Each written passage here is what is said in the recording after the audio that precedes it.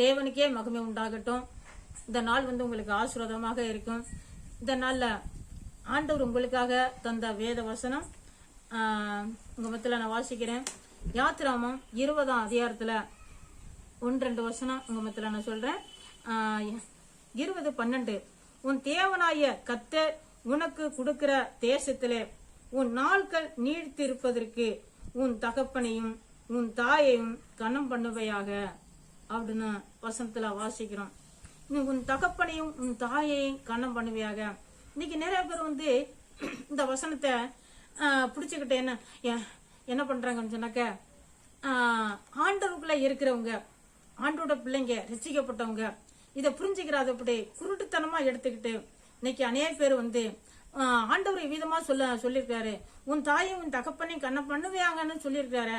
அதனால என் தாயின் தகப்பனையும் கண்ண பண்ணணும், என் தகப்பனை கண்ண பண்ணணும் சொல்லி இன்னைக்கு அநேக பேர் சில வேளையில என்ன செய்யறாங்க, ஆண்டவருடைய நாளை, அந்த பரிசுத்தமான நாளை அதை அலட்சியம் பண்ணிட்டு முக்கியமாக அந்த தகப்பனையும் அந்த தாயை நான் பார்க்கணும் சொல்லிட்டு அங்கேயே உட்கார்ந்துக்கிறாங்க.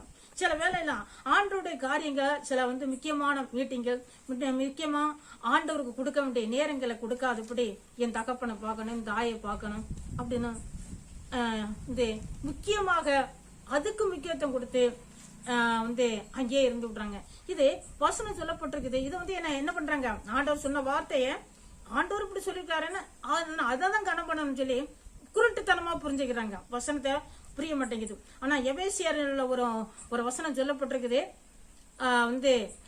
எபேசியர் 6:1 சொல்லப்பட்டிருக்குது, பிள்ளைகளே உங்க பெற்றோர்களுக்கு கர்த்தருக்குள் கீழ்ப்படிங்கன்னு சொல்லப்பட்டிருக்குது. இப்படி கர்த்தருக்குள்ள இருந்து அந்த பெற்றோர்களை கனம் பண்ணணும்.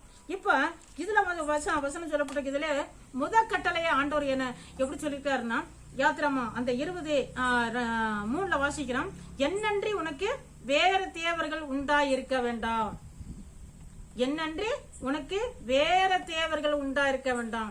இப்ப என்ன பண்றாங்க, இப்ப ஆண்டவருக்குள்ள இருக்கிற பிள்ளைங்க, ஆண்டவர் அறிந்த பிள்ளைங்க இதெல்லாம் விட்டு என்ன பண்றாங்க, வேற தேவர்கள், இந்த அப்பா அம்மா அதே போல வேலை இதெல்லாம் என்ன செய்யறாங்க, வசனம் இன்னொரு வசனம் சொல்லப்பட்டிருக்குது, அவர்களுக்கு வயிற தேவர்கள் அப்படின்னு சொல்லப்பட்டிருக்குது. தேவன் அதாவது வயிறு அவங்க வயிற்றுக்கு முக்கியத்துவம் கொடுக்கறாங்க.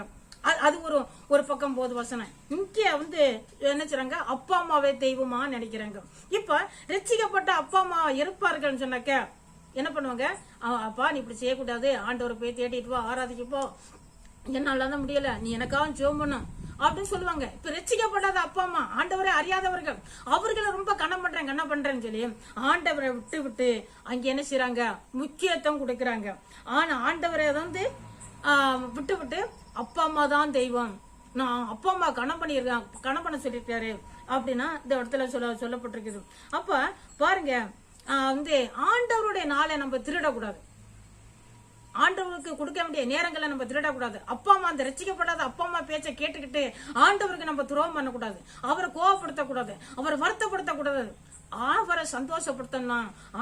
இந்த எபேசியர் 6:1 நம்ம சொன்னது போல, நம்ம நிதானிக்கிறது போல கர்த்தருக்குள்ள இருக்கிற பிள்ளைகளா இருப்பான்னு சொன்னா கர்த்தருக்குள்ள இருந்து கொண்டு என்ன செய்யணும், தாய் தப்பனை கண்ணம் பண்ணணும்.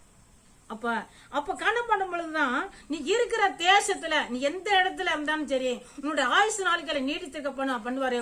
நீ எல்லா விதத்திலையும் ஆசீர்வாதமாக இருக்க ஆண்டவர் பண்ணுமா, ஆசீர்வாதமா இருக்க உன்னை உயர்த்துவாரு.